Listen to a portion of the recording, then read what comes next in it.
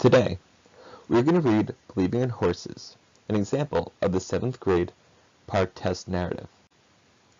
Pause on this page, read the prompt, and identify the steps that you're going to have to take in order to answer this question. Remember, reading the prompt first gives our reading a purpose.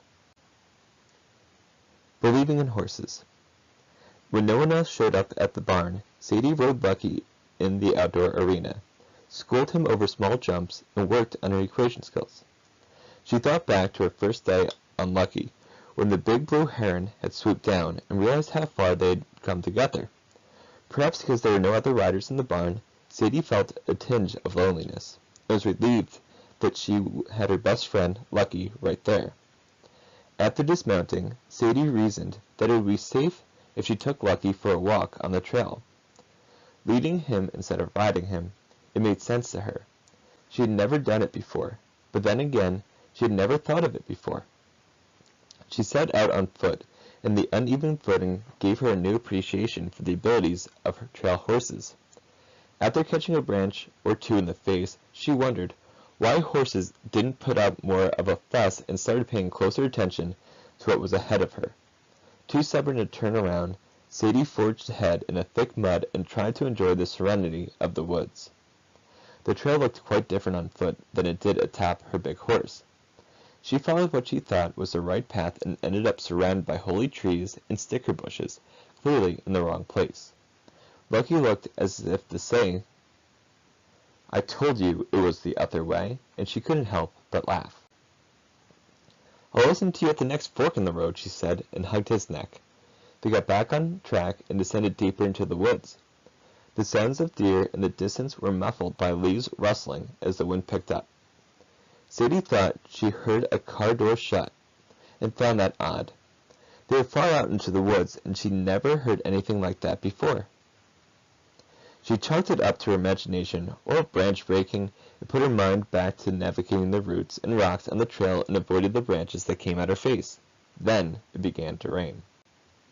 It wasn't a drizzle. It was a downpour. Sadie still hadn't quite figured out this Maryland weather. It seemed like it could be bright and sunny one minute, pouring rain the next, and then bright and sunny again. It hadn't been a nice day, but she hadn't expected this. Sadie couldn't see 2 feet in front of her face. A thunderclap came from above, as loud as she's ever heard, and she thought it shook the earth. Lucky pulled back on his reins, but considering the sound of the thunder, he behaved well. Sadie stood still and comforted Lucky, at the same time comforting herself. She looked to see if there was any shelter under which they could hide from the storm, but she couldn't see anything. Then she remembered seeing an old abandoned deer stand on the trail. Sadie was pretty sure it was only a few hundred yards from where they stood, and set out to find it, leading the way for Lucky. The sky darkened even more. Rain pelted them, and the wind howled. Sadie regretted going out on the trail alone now. Another clap of thunder shook their ears, and Sadie looked back to ensure Lucky was okay. His eyes were wide, his nostrils flared, but she looked at Sadie as if he trusted her. Sadie continued forward, picking up the pace because she wasn't sure how long Lucky could keep his cool. Thinking she was on a familiar path, she turned back to Lucky to calm him and tell him they were almost there. By the time she faced forward again, it was way too late. She plunged down a deep ravine and into a stream at the bottom, with a loud splash and a scream. Lucky's instincts to flee from danger took over. Sadie had let the reins go during her fall. Lucky took off in a terrified gallop through the woods. Sadie could not afford to feel pain or panic. She had to get a hold of herself quickly. She pulled herself out of the mud, climbed up the ravine, and called after Lucky. It was useless. He was well out of her earshot, and the rain and thunder were too loud. Horses instinctively returned to their homes, and Sadie hoped that Lucky was on his way back to the barn. She didn't blame him for being so scared and losing confidence in her. Sadie went for her cell phone to let somebody know what was happening. This was no longer about her stubbornness or pride. It's about making sure Lucky was safe. Of course her cell phone was safely tucked into her saddlebag on Lucky.